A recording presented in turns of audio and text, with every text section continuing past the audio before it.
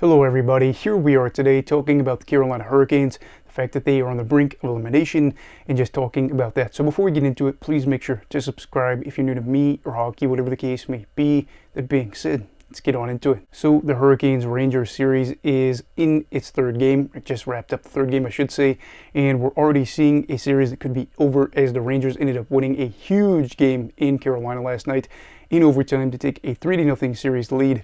This one has to be especially painful for Hurricanes fans as you had Svechnikov score a late goal as they put Kochetkov 6-on-5 goal and they force overtime, and you're thinking if we can just ride this momentum into overtime and win this, we can make it a 2-1 series. Maybe we win at home in game 4 and then it's 2-2, and if we're really lucky, maybe we push it over to game 5 in New York and take the series lead. Instead, of course, now they're in a tough spot with a 5.7% chance of making it to the Eastern Conference Final. The odds are not looking great. So now the team is going to be looking to make a little bit of hockey history, as just 4 teams have ever come back from a 3-0 series deficit.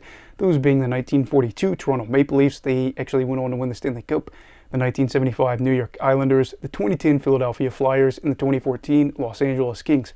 I remember that series for LA pretty well. The other ones, I mean, maybe Philly, but the other two definitely before my time. So they are going to be trying to become the 5th team. The question then becomes, how are you able to get part of this exclusive list? The basic thing is they're just going to have to score more goals. And I know that sounds really generic, but when we're looking at the Hurricanes, this is a team that has scored 8 total goals in this series, and out of all 3 of these games, they've not scored more than 3 goals in any of them. If you look at their goals for per 60 in the playoffs for this round, it actually would be 30th in the league over the course of a regular season. And one thing that's been really concerning so far is the fact that the Hurricanes had the 2nd best power play percentage in the league over the course of the year. And during this series, they are 0 for 15. I know some people say, credit to the goalie, credit to the team that's on the PK, in this case being the Rangers. And yes, but the reality is too, for the Hurricanes, they're going to have to get it figured out. You can't just say, well, you know, they've been good, we've been bad, we've had a bit of bad luck. You haven't been getting a lot of shots, you haven't been getting a lot of chances. And New York, especially in game 3, on a couple of the PKs, felt like they were more aggressive. They know they have the series lead, and they know that they could probably try to get the puck back and maybe score. They did score a shorthanded goal, I believe, in game 3, if not it was game 2. And it's embarrassing for the Hurricanes that you have so many opportunities and are still not able to score. And the flip side of this was heading into this series, they talked about how the Rangers were 1 for 10 on the power play in the matchup against the Hurricanes during the regular season. Since the playoffs have arrived, they've been just fine. In fact, last night against the Hurricanes, this was the only time in the series the Rangers failed to score a power play goal. But the first game especially was so brutal for the Hurricanes as they allowed 2 power play goals in 23 seconds. You had the beautiful sequence by Kreider and Zibanejad, and that was just all around very nice to see. A lot of times you see these teams hold on to the puck during a power play, and I'm not a huge fan of that because the chances aren't there if you're not going to get guys that are moving, and just seeing all that was just beautiful to watch, if I'm being honest.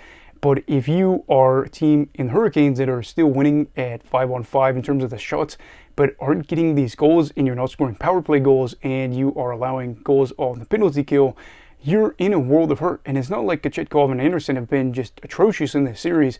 The problem has come down to allowing good chances and just weird, I don't even know how to explain it. You will see some of these cross-crease passes, which will happen in games. I don't know if New York's got something on Anderson where they're saying he's a little bit older, maybe he's a little bit rusty, where he might not be able to push off on that left leg as well to get over to the right side of the net. I don't exactly know their whole thought process here. What I do know is I'm seeing some clean looks for Mika Zibanejad in this series. There is no reason why he should be right on the doorstep of Freddie Anderson or Kochetkov, whoever it is, in net. And you're just seeing some instances where guys will creep up towards the crease and be just totally unnoticed. I'm not exactly sure where all this is coming from. It just seems to be getting away from the Hurricanes at the moment, and I don't exactly think that things are going to work the way they want. Yes, they might win the 5-on-5 battle, but it seems like New York is able to get goals, especially on the power play. So at this point, you're really hoping that you can fix whatever's going on the power play to create those opportunities, because the lack of shots, lack of chances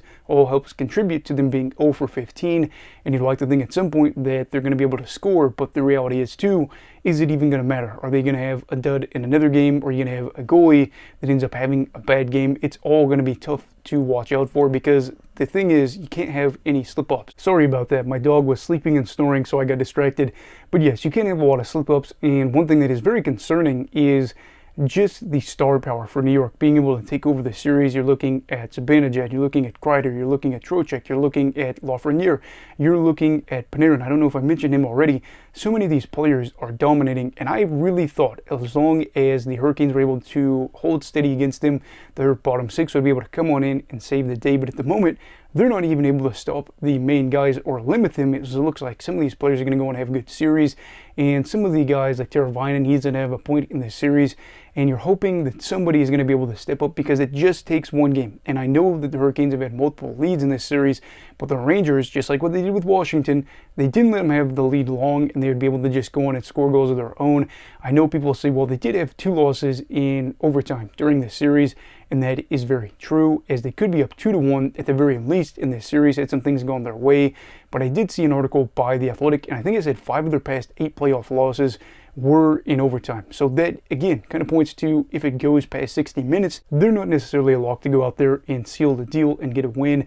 They have to be able to get goals. Like I said, I know it just sounds so easy, and make life more difficult for the Rangers. I know they're a skilled team. I know that they've got some guys that are able to pass the puck well, but again, you cannot have these chances be right there against these goalies and say, well, we kind of did our part where we scored, maybe 2 or 3 goals and we just allowed some goals in. No, you have to make your life easier for these goalies. You have to score early. You have to keep the momentum going, put the pressure on New York, and play from a lead. And I know that's going to be hard to do, but there's just no more excuses, because if they get swept by the Rangers, this is a good Canes team, and weird things happen in the playoffs.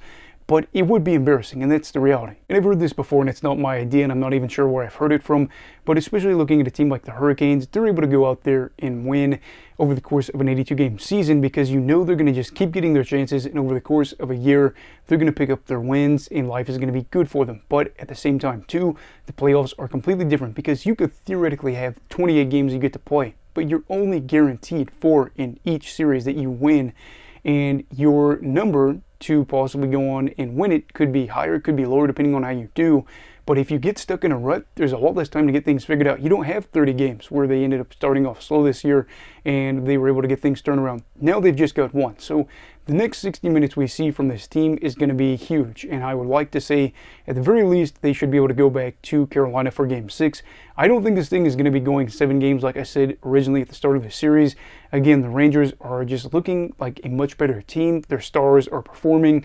And the Hurricanes have got a lot of things that they're going to have to get figured out. Did they go to Kochetkov? Did they go to Anderson? I actually was going to do a video over this yesterday, but I ended up not because Sheldon Keefe got fired. And they talked about, are they going to be relying on Kochetkov in Game 3? And now with Game 4 being an elimination game, do you want to go to the younger guy or the guy that's got a lot of playoff experience? And I don't really envy Rod Brind'Amour here, as this is all going to be very, very difficult. Because if they lose in 4 games, especially in front of the home crowd, as they were expecting a good season, which it was, but a good playoff run too, I get why they'd be frustrated. They are a team that's been able to go to the conference finals twice, but they have not been able to even make it to the Stanley Cup final. And this year, losing in the second round is not good enough. I know you're playing a team that won the President's Trophy, but you were right there with them for the entire season. And I just am not a huge fan of how this thing is going for them. But what are your thoughts? Who do you think will win this series and in how many games? And if the Hurricanes end up losing, why do you think they've lost? And then if they end up winning, tell me why you think you'll end up winning. Let me know those comments down below. And also, please make sure to like this video if you enjoyed it. Subscribe if you're new. Everybody stay safe. Have a great night. And you love hockey, all right? Goodbye, Brigadiers and Brigadettes. This is your captain signing off. Have a great night.